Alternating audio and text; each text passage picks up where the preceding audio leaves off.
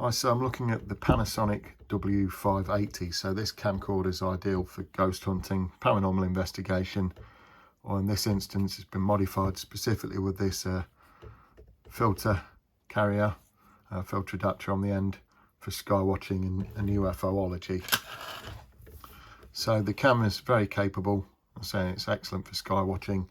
It's got a 90 times zoom with a 5-axis optical stabilization.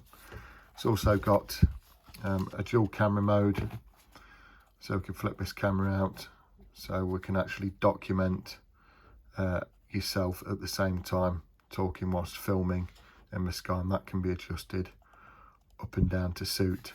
So inside the door we've got USB connection, HDMI and audio video out. You've also got controls like HDR and Wi-Fi on and off from the battery release, then the playback and the mode selector at the top, so playback and camcorder mode. It's also equipped with a touch screen, so it's a great interface in the dark, no looking for fiddly buttons, etc. So I'll just shut the door there for one moment. So 52mm lens on the front, or say filter adapter. We'll just give the example here if this is a colour correction filter. Obviously this camcorder has been modified to full spectrum, so that'll allow it to yield part UV, some of which will be blocked by the glass in the lenses. It'll allow red, green and blue, so all the natural light to pass through, and then also infrared, which is great for looking for cloaked devices in the sky. So if we want to use filters, just close that down a minute. You're best to, every time you put a different filter on, whether it be like an X-light filter to isolate UV, 1K IR to isolate infrared, or whether it be a colour correction filter like this, you'll need to reset the white balance. So you just press the menu button. You can see WB there for white balance, then you'll see this little like envelope symbol flash. If we just press that, it'll take a reading, and then the camera will balance the white balance. And with this filter, the colour correction, you can just use it for every day, but because this is equipped with the front camera as well, you can quite easily just use that if you please. So it's a picture in picture as such. If you do, I'll just grab this, I've got a 1K IR to the side. It's not a 52mm, but you get the gist. If that filter's fitted in place, then you'll just see an electronic representation of the infrared light being picked up by the camera. You can see the LiDAR just flashing there on the screen off of my iPhone, because that's infrared. So just put that back to one side. So as suggested, you can also use the 350 X-light filter on this. If you look at Nick Hayes' website, Nick Hayes is a UFO photographer. It's got a great website if you care to visit that. It's called Quest for the Invisibles. He explains how to take photographs and images of UFOs using a special technique called the sunlight obliteration technique.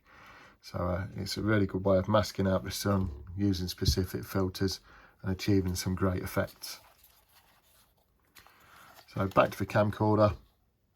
As mentioned earlier, it's got a touchscreen interface, so all the menus can be accessed through this, etc. If we look at the menu, you've got different setups for picture or the camcorder. We can exit there. Then you've got different mode selections at the top. It's because it's got no card in, it's just asking me to wait. So you've got different scene selections, including manual mode. It's particularly good to have manual mode when you're sky watching, because what I'd advise doing, rather than letting the camera autofocus in and out, you could set it to infinity, and then you can track objects across the sky. But ideally, as you'll see on Nick's website, it's better to use these type of camcorders specifically with the different filtration during the hours of daylight. So again, the menu down at the bottom, you You can get different shutter settings up.